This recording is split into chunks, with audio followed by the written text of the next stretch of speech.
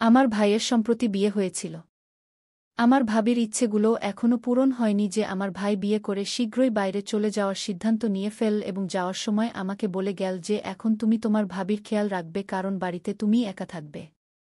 আমিও আমার ভাইকে বলে দিলাম যে কোনো সমস্যা নেই। আপনি চিন্তা করবেন না কারণ আমিও আমার ভাইয়ের উপার্জন উপভোগ করতে চাই। একদিন আমার ভাবি আমাকে তার রুমে ডাকল। আমি জিজ্ঞেস করলাম ভাবি কি হয়েছে? ভাবি বলল তুমি দ্রুত আমার রুমে এসো এবং আমি ভাবির রুমে চলে গেলাম। ভাবি বলতে লাগল আমার মাথা খুব ব্যথা করছে। আমার মাথার মালিশ করে দাও। আমি বললাম ভাবি এটা আমি করতে পারব না। কিন্তু ভাবি বলতে লাগল তোমাকে এটা করতেই হবে।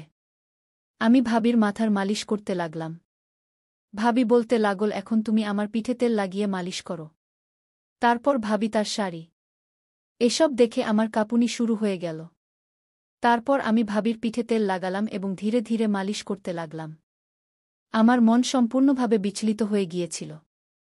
ভাবি অদ্ভুত শব্দ করতে শুরু করল। বাস তারপর কি হল? আমি আর ধৈর্য ধরে রাখতে পারলাম না এবং আমি ভাবির। আমার বয়স ছিল ২৪ বছর। সেই সময় আমি বাড়িতেই থাকতাম। আমার ভাই বিয়ে করিয়েছিল এই জন্য যাতে আমি একা বোধ না করি। ভাবির নাম ছিল পুনম এবং আমিও তাকে পুনমি বলতাম। প্রায়শই সে উদাস থাকত। অনেকবার আমি তাকে চুপি চুপি কাঁদতে দেখেছি। আমার মনে হলো সে আমার ভাইকে মিস করে। তাই চুপি চুপি কাঁদে। কিন্তু না আমি কখনো তাকে এ বিষয়ে জিজ্ঞেস করিনি আর না ভাবি কখনো খুলে আমাকে এ কথা বলেছে। রাতে সে তার রুমে বন্ধ হয়ে যেত এবং রুম থেকে কান্নার শব্দ আসতে শুরু করত। আসলে আমার ভাইয়ের বিয়ের পরের সপ্তাহেই সে বিদেশ চলে গিয়েছিল। একজন নতুন বধূর জন্য তার স্বামী ছাড়া থাকা খুব কঠিন হয়ে পড়ে। কিন্তু আমার ভাই তো শুধু আমার জন্যই বিয়ে করেছিল কারণ আমি বাড়িতে একা থাকতাম এবং এখন বাড়ির দায়িত্ব নেওয়ার জন্য একজন মহিলার থাকা জরুরি ছিল। এই জন্যই ভাই ভাবিকে আমার হাতে ছেড়ে চলে গেল। পুনম ভাবি সম্পূর্ণ একা থাকত। তার খেয়ালও আমি রাখতাম। সে ছিল ২৮ বছরের এক যুবতী। সম্পর্ক না পাওয়ার কারণে আমার ভাইয়ের সাথে তার বিয়ে হয়ে গিয়েছিল। কারণ সময়ের সাথে সাথে তার বয়স বাড়ছিল। এক রাতে আমি ঘুমানোর জন্য শুয়েছিলাম। যখন ভাবি আমাকে ডাকতে শুরু করল। আমি ভাবছিলাম এই সময় ভাবির আমার কি প্রয়োজন হতে পারে। এটা ভেবেই আমি দ্রুত ভাবির রুমে চলে গেলাম। কারণ ভাই যাওয়ার সময় সব দায়িত্ব আমার উপর ছেড়ে দিয়েছিল। সে বলেছিল যে আমার পরে বাড়ির প্রয়োজনের খেয়াল রাখতে এবং সত্যিকারের মন দিয়ে ভাবির সেবা করতে কারণ ভাইয়ের টাকায় আমি আরাম করতাম। তাই আমি চাইনি যে ভাবি আমার ভাইয়ের কাছে কোনো অভিযোগ করে। যখনই ভাবি ফিরে আসার কথা বলত সে কোনো না কোনো ছলনা করে আসতে মানা করে দিত। রাত ১২টার সময় ভাবি আমাকে ডেকে তার রুমে ডাকল এবং আমি ভেবে চলে গেলাম যে কোনো জরুরি কাজ হবে। কিন্তু সেখানে গিয়ে আমি হতবাক হয়ে গেলাম কারণ সে নিজে বিছানায় শুয়েছিল। আমি ঘাবড়ে গিয়ে দরজার কাছে থেমে গেলাম। ভাবিকে ডেকে জিজ্ঞেস করলাম ভাবি আমার কোনো কাজ ছিল? আমার কথা শুনে সে উঠে বসল এবং আমি ভেবেছিলাম যে সবসময়ের মতো তার দুপাট্টা দিয়ে নিজেকে ঢেকে নেবে কারণ সে সারাদিন দুপাট্টা পরে থাকত। আমি তাকে কখনো এভাবে দেখিনি। কিন্তু আমার কথা শুনে সে বলতে লাগল, সমীর ভিতরে চলে আসো। আমার তোমার সাথে কিছু জরুরি কাজ আছে ভাবি। এখনও সে সেইভাবে শুয়েছিল। আমি রুমে গেলাম কিন্তু আমার চোখ নিচু ছিল এবং আমি লজ্জা পাচ্ছিলাম। আমি ভাবিকে প্রথমবার এভাবে দেখেছিলাম। ভাবি আমার দিকে ঘুরে তাকাল এবং আমার নিচু চোখ দেখে বলতে লাগল, সমীর লজ্জা পাওয়ার কিছু নেই। এই বাড়িতে আমাদেরই একে অপরের সঙ্গ দিতে হবে। আমার স্বামী তো বিদেশে থাকে কিন্তু তুমি সবসময় এখানে থাকো এবং আমার খেয়াল রাখো। এটা ভেবেই আমি তোমাকে ডেকেছি যে কঠিন সময়ে তুমি আমার সঙ্গ দেবে। ভাবির কথা শুনে আমি অবাক হয়ে তার দিকে তাকালাম। সে বলতে লাগল আমার মাথায় খুব ব্যথা করছে। তুমি কি আমার মালিশ করে দেবে? তোমার ভাই আমাকে বলেছিল যে তুমি খুব ভালো ম্যাসাজ করো এবং তার মাথা ব্যথা কয়েক মিনিটেই সেরে যায়। ভাবির কথা শুনে আমি হেসে উঠলাম কারণ এটা সত্যি যে ভাই যখন এখানে থাকতেন তখন সবসময় আমার কাছ থেকে মাথার ম্যাসাজ করিয়ে নিতেন। কিন্তু সে তো আমার ভাই ছিল আর ভাবিকে ম্যাসাজ আমি কিভাবে করতে পারি? ভাবি আমাকে ভাবিয়ে দিয়েছিল। বুঝতে পারছিলাম না কি করব। আমি ভাবছিলাম ভাবি কেমন নারী যে তার দেবরকে ম্যাসাজ করতে বলে। তার লজ্জা করল না, যদিও এটা কোনো বড় কথা নয়। কিন্তু একজন নারীর একজন পুরুষের কাছ থেকে ম্যাসাজ করানো, আর সেটাও তার দেবরের কাছ থেকে, যদি অন্য কেউ হতো তাহলে না বলে বরং তাকে কটু কথা শুনিয়ে দিত। কিন্তু এখন আমি ভাবির দয়ার উপর বেঁচেছিলাম। তাই তার সামনে কথা বলার সাহস ছিল না, আর না বলতেও পারছিলাম না।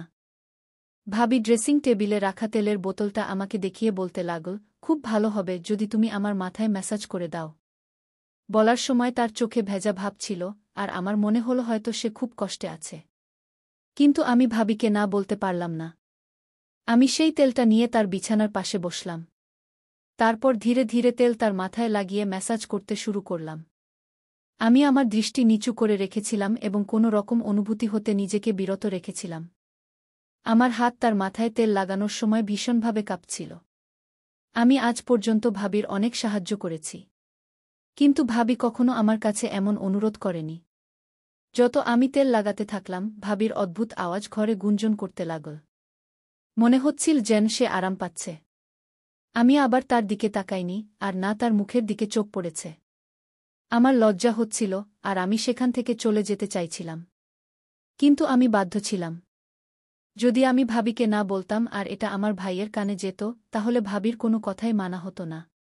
নইলে আমার খরচা বন্ধ হয়ে যেত। ভাবির ইচ্ছা এমন ছিল যে সে কখনো কোনো কিছু থেকে না বলেনি। আমি বিনা দ্বিধায় তার কাছ থেকে টাকা চেয়ে নিতাম, আর সে বিনা প্রশ্নে আমাকে দিয়ে দিত। কিছুক্ষণ ধরে আমি ম্যাসাজ করতে থাকলাম, আর তার আওয়াজ ঘরে গুঞ্জন করতে থাকল। এরপর সম্ভবত সে ঘুমিয়ে পড়েছিল, কারণ তার আওয়াজ বন্ধ হয়ে গেল। তারপর আমি উঠে আমার ঘরে চলে এলাম। প্রথমবার আমি কোনো নারীর এভাবে ম্যাসাজ করলাম, আর এই ঘটনা আমার ভেতর আগুন জ্বালিয়ে দিয়েছিল। ভাবির ফর্সা মুখ আমাকেও মাতাল করে দিয়েছিল। যেই মনে হলো সে আমার ভাইয়ের স্ত্রী, আমি ভাবলাম এখন আর তার ঘরে যাব না। পরদিন সকালে ভাবি পুরোপুরি দোপাট্টা পরেছিল আর আমার জন্য রুটি বানাচ্ছিল। তারপর আমি এগিয়ে গিয়ে রুটি নিলাম, আর সে আমাকে বলতে লাগল, সমীর, তুমি আমার মাথাব্যথা সারিয়ে দিয়েছ। আমি তোমাকে ধন্যবাদ দিতে চাই কি। তার কথা শুনে আমি লজ্জা পেয়ে গেলাম। আমি বললাম, আসলে আপনি সারাদিন বাড়িতে কাজ করে ক্লান্ত হয়ে যান। তাই আমি চেষ্টা করব আপনার কাজে সাহায্য করতে, না হলে আপনি কাউকে রাখুন গু। আমার কথা শুনে ভাবি বলল, আমার ক্লান্তি তখনই দূর হবে যখন আমার স্বামী আসবে। সেই দিনই আমার ক্লান্তি দূর হবে গু। আমি তার কথার মানে বুঝতে পারলাম না। কিন্তু সে রান্নাঘরে চলে গেল, আর আমার কাজের সময় হয়ে গেল। আমি বাড়ি থেকে চলে গেলাম। সারাদিন আমার মাথায় ভাবিই ঘুরছিল। দুপুরে যখন বাড়ি ফিরলাম, আমার বোনও বাড়ি চলে এসেছিল। আমি ভাবলাম কোনোভাবে সুযোগ খুঁজে ভাবির ম্যাসাজের কথা বলে দেব। কিন্তু তারা দুজন এতই মগ্ন ছিল যে আমার জন্য সময় পেল না। কিছুক্ষণ পরে আমার বোন বলে চলে গেল যে তার স্বামী কাজ থেকে আসছে, আর আমি তাকে ম্যাসাজের কথা বলতে পারলাম না। কিছুক্ষণ বিশ্রাম নেওয়ার পরে যখন ঘর থেকে বের হলাম, তখন দেখলাম ভাবি কাপড় ধুচ্ছে আর খুব কষ্টে কাপড়ের বালতি উঠিয়ে ছাদে নিয়ে যাচ্ছে। এটা দেখে আমার লজ্জা হলো, কারণ সব কাপড়ই আমার ছিল, আর আমার জন্যই তাকে এত কষ্ট সহ্য করতে হচ্ছিল। আমি তাড়াতাড়ি ভাবিকে ডাকলাম, আর সে ঘামে ভিজে গিয়েছিল। আমি বালতি ধরে ছাদে গেলাম আর তার সাহায্য করে কাপড়গুলো দড়িতে টাঙিয়ে দিলাম। যখন আমরা ফিরে এলাম, তখন সে একটু অদ্ভুতভাবে হাঁটছিল, যেন তার খুব কষ্ট হচ্ছে। আমি তাকে বললাম, যদি সে বলে তাহলে আমি তাকে ডাক্তারের কাছে নিয়ে যেতে পারি। আমার মনে হচ্ছিল তার মাথাব্যথা হচ্ছে। আমার কথা শুনে সে দুঃখের সঙ্গে হেসে বলল, এটা আমার ভুলের ফল। খুব ভাবির কথা শুনে আমি হতবাক হয়ে গেলাম।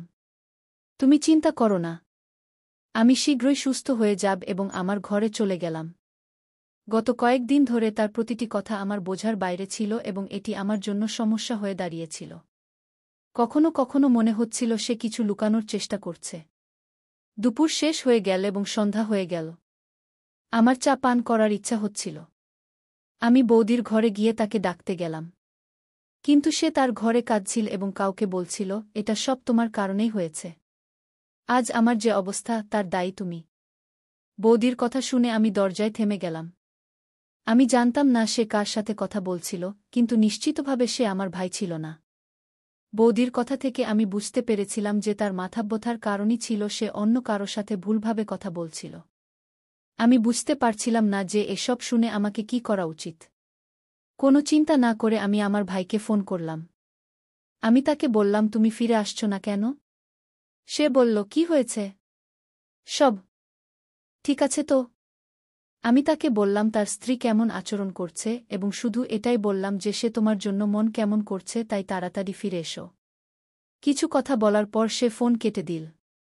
তারপর আমি ভাবতে লাগলাম আমাকে কি করা উচিত নয়। তারপর সেই রাতে বৌদি আমাকে ডেকে তার ঘরে নিয়ে গেল।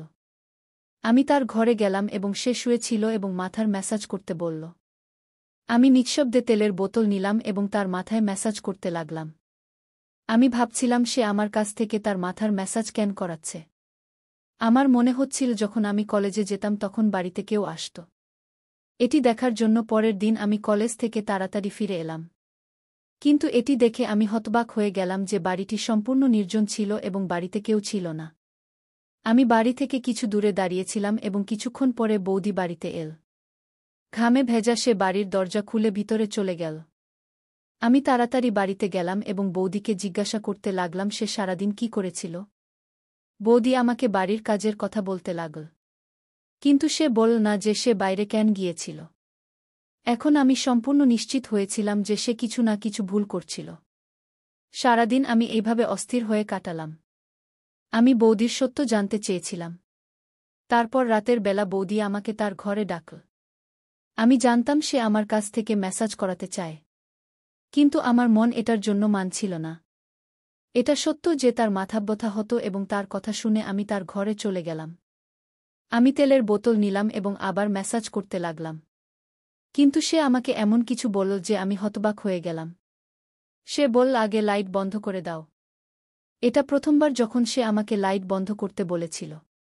আমি জিজ্ঞাসা করলাম এই লাইট কেন বন্ধ করতে হবে। কিন্তু সে রাগ করে আমার দিকে তাকাতে লাগল। বারবার বলার পর আমি লাইট বন্ধ করলাম এবং ম্যাসাজের জন্য প্রস্তুত হলাম। যখন আমি তার পাশে বসলাম তখন সে আমার হাত ধরে ফেল। তার এই আচরণে আমি হতবাক হয়ে গেলাম। আমার রাগ হচ্ছিল যে সে তার সীমা অতিক্রম করছে। আমি রেগে বললাম, তুমি কি করছো? সে বলল, সমীর, আমি তোমার সাথে খুব গুরুত্বপূর্ণ একটা কথা বলতে চাই, কিন্তু আমার এত সাহস নেই যে আমি আলোতে তোমার সাথে কথা বলতে পারি। তাই আমি অন্ধকার করে রেখেছি। ভাবির কণ্ঠে আমি কিছু আলাদা অনুভব করছিলাম।